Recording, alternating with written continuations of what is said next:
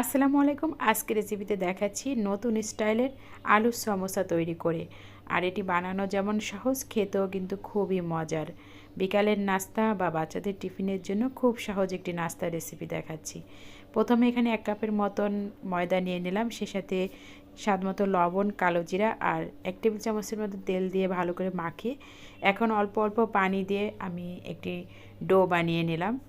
এই তো মাখানো হয়ে গেছে। এখন এপাশে আমি কড়াইতে দিয়ে দিলাম তেল, সেই সাথে আমি দিয়ে দিলাম পেঁয়াজ কুচি আর কাঁচামরিচ কুচি, স্বাদ মতো লবণ দিয়ে দিলাম।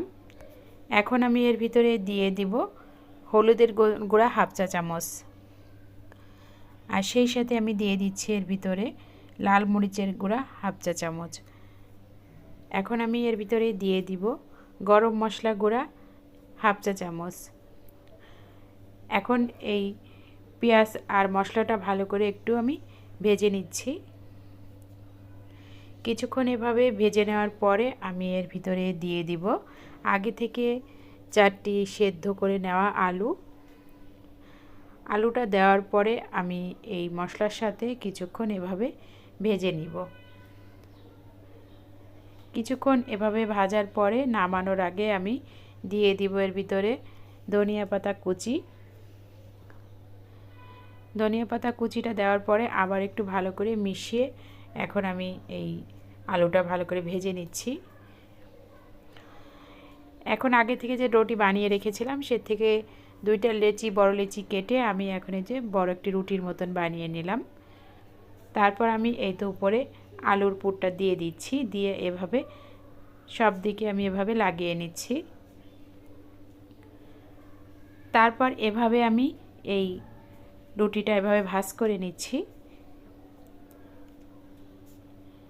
এই তো এভাবে ভাঁজ করার পরে আমি এই তো এভাবে কেটে নিব। এভাবে এই তো আমি কেটে নিচ্ছি একটু সমোসার মতন শেপ দিয়ে। এই তো সবগুলো এভাবে কেটে নিলাম।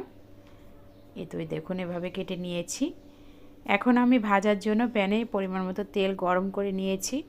এখন একটা একটা নাস্তা এভাবে আমি তেলে ভেজে নিচ্ছি। আপনারা চাইলে বেশি তেলেও ভেজে নিতে পারেন।